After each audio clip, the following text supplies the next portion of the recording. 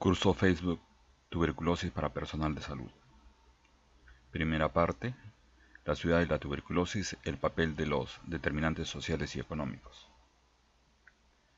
Los objetivos del curso: mostrar la relación del desarrollo histórico urbano de las ciudades latinoamericanas con la diseminación de la tuberculosis como problema de salud pública. Tomamos como modelo la ciudad de Lima.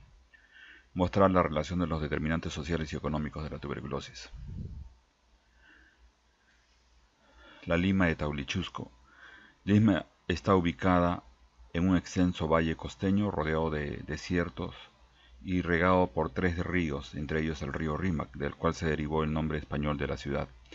El valle ha sido poblado desde por lo menos 2000 años atrás, en pequeños caseríos cuyas principales manifestaciones arquitectónicas son las pirámides que en Perú se les denomina huacas. Este valle era gobernado por el curaca Taulichusco. Se estima que todo el valle estaba poblado por unas 30.000 familias, cuya principal actividad económica era la agricultura, potenciada por la extensa red de canales de regadío que extendió el valle y les permitía producir un excedente de alimentos que era intercambiado mediante trueque con los pescadores del Callao. El dibujo muestra el centro administrativo de Lima prehispánica al momento de la llegada de los españoles al Valle de Lima. Se observa las estructuras que posteriormente serían eh, eh, el Palacio de Gobierno, el Palacio Arzobispal y el Palacio Municipal. La lámina muestra la Plaza Mayor con las estructuras republicanas actuales, el Palacio de Gobierno, el Arzobispado y al fondo el histórico Cerro San Cristóbal, en cuyas faldas están alojados migrantes antiguos con alta densidad de tuberculosis. El extenso y rico Valle de Lima al momento de la llegada de los españoles, luego de haber muerto al Inca Atahualpa. La ruralidad, como se conoce, es un factor de protección contra la tuberculosis.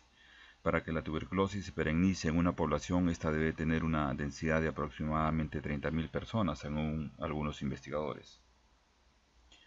En 1535 se realiza la refundación española de la ciudad, con expulsión de los nativos originales de su tradicional emplazamiento.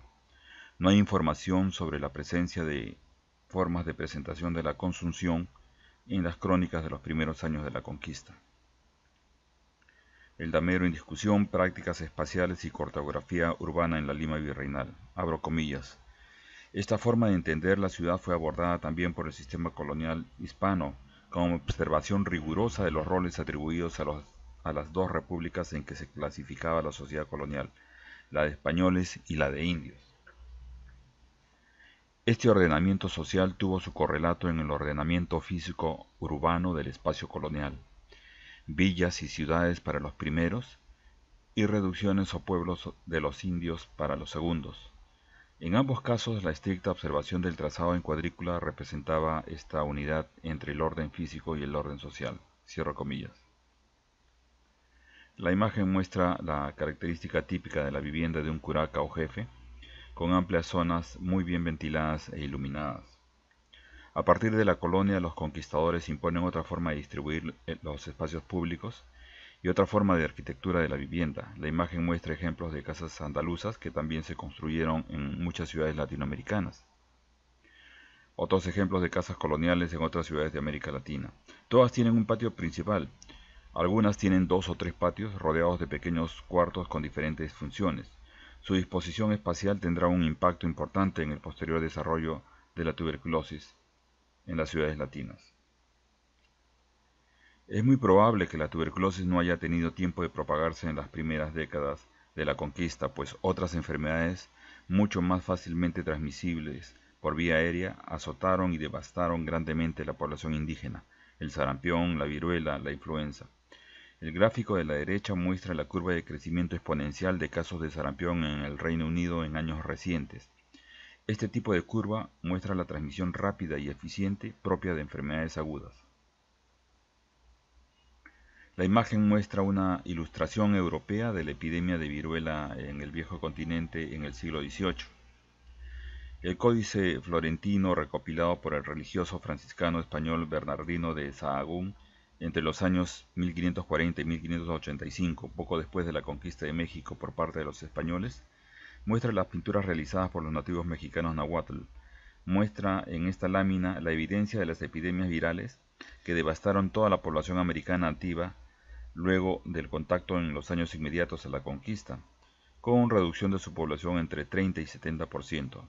En esas condiciones probablemente no hubo tiempo, ni espacio, ni población suficiente para permitir la transmisión de la tuberculosis en forma epidémica. Este gráfico muestra el colapso poblacional de México en los años de la conquista. Obsérvese la caída rápida de su población.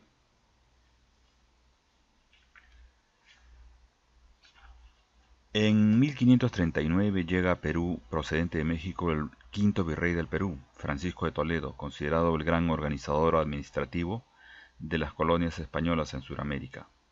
Él es quien ordena que los indios que hasta entonces vivían dispersos en pequeños caseríos sean concentrados en las llamadas reducciones, que eran espacios concentrados donde podían ser mejor controlados y explotados las poblaciones originales sobrevivientes, más aún cuando había escasez de mano de obra para las mitas y obrajes.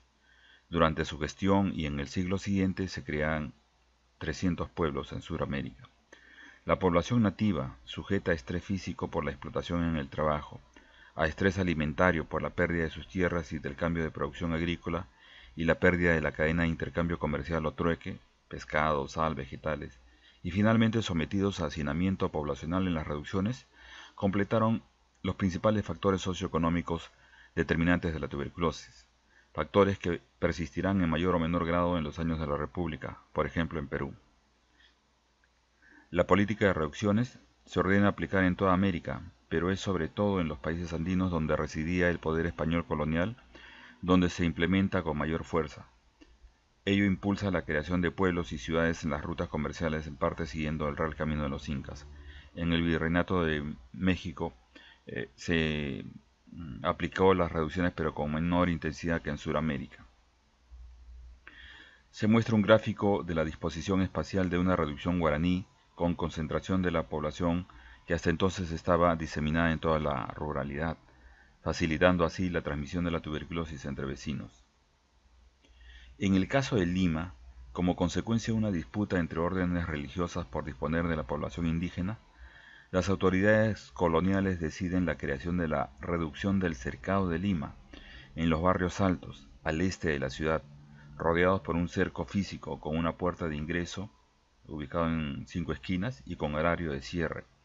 Esta es cercada y se confina en ella a los indios camaroneros del río Rímac y a los campesinos pobres, a los que después se unen españoles pobres. Es muy probable que en esta zona empiece la epidemia de tuberculosis en el Perú, en Lima por lo menos. Esa endemia y luego hiperendemia persistirá hasta ahora, según veremos. Pero el croquis muestra también de manera objetiva la segregación espacial, económica y racial, lo que se traducirá en diferencias en cuanto a la prevalencia de enfermedades. En la ciudad viven únicamente los españoles acaudalados, en el cercado viven los pobres. Las órdenes religiosas femeninas, con el tiempo, deciden aumentar sus rentas construyendo escuadras para los migrantes, en vez de alquilar las tierras para producción agrícola, estas tierras, como se había acostumbrado a hacer hasta entonces. Así, hacinamiento y tuberculosis coinciden casi temporal y espacialmente. De una investigación histórica sobre Lima, tomamos el siguiente texto, abro comillas. Los orígenes de la reducción del cercado se remontan a la segunda mitad del siglo XVI, durante el gobierno del virrey Francisco de Toledo.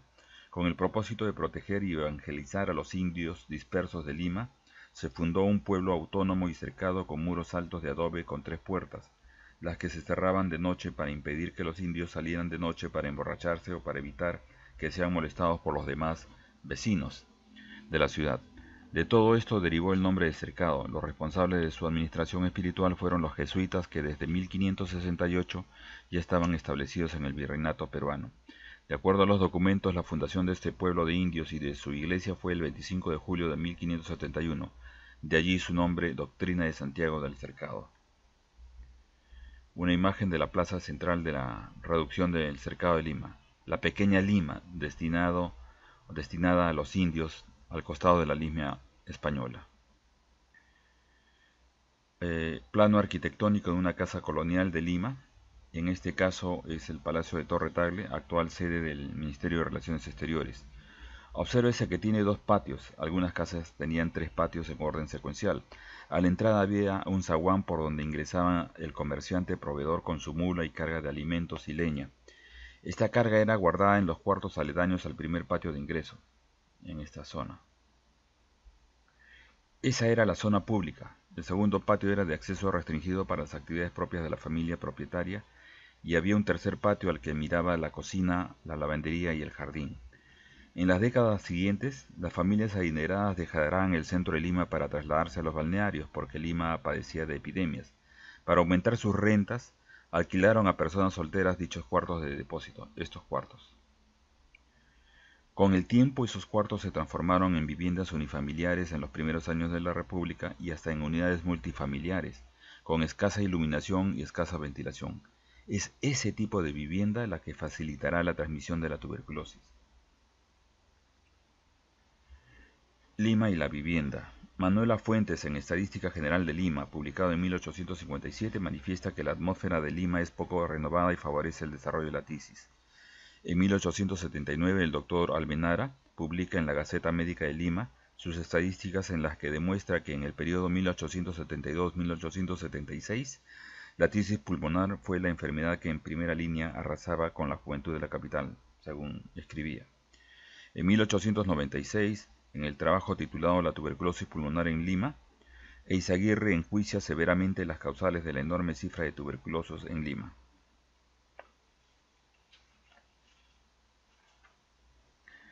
Mientras que en Lima el callejón y el solar inmundo continúen arrancando el 90 y el 100% de nuestro capital vivo, afirmó Billinghurst en su memoria como alcalde de Lima en 1910, no tenemos derecho a llamarnos un pueblo oculto. Antes que nada necesitamos higienizar la habitación del pueblo, hacer más alegre y sana la casa donde nacen y crecen los que trabajan en paz y defienden a la patria en la guerra. Uno de los problemas que más directamente atañen a las colectividades obreras, afirmó Billinghurst en su mensaje presidencial de 1913, es el que se refiere a la construcción con material conveniente de viviendas sanas, alegres y baratas para reemplazar cuanto antes las habitaciones insalubres desprovistas de ventilación y sol, caras y de lúgubre aspecto en que actualmente se hacinan los desheredados de la fortuna, albergue que es causa directa o inmediata de la alta cifra de mortalidad en nuestras ciudades y especialmente en esta capital. Lima, según el censo de 1908, 89.272 cuartos ocupados, 98.000 habitaciones, 1.57 personas por cuarto ocupado. Algunas haciendas cercanas al centro de Lima eran transformadas en cuadras y callejones con cuartos pequeños y mal iluminados que se daban en alquiler para aumentar las rentas de los propietarios de la tierra. La flecha señala la única abertura por donde ingresa la luz y se ventila el cuarto. Este a su vez es modificado por el inquilino para construir altillos, hacinando aún más la habitación. Al fondo se observa el techo de la vivienda en el que se ha construido una habitación precaria. Era una manifestación de la tuburización de la vivienda. Cuando ya no hubo más techo que ocupar, se empezó a invadir los cerros de Lima como San Cosme y el Agustino. La política de las reducciones coloniales, la segregación espacial urbana y la explotación física y extrema de los naturales americanos contribuiría al surgimiento de la epidemia de la tuberculosis en América Latina, especialmente en los países andinos. Fin de la primera parte.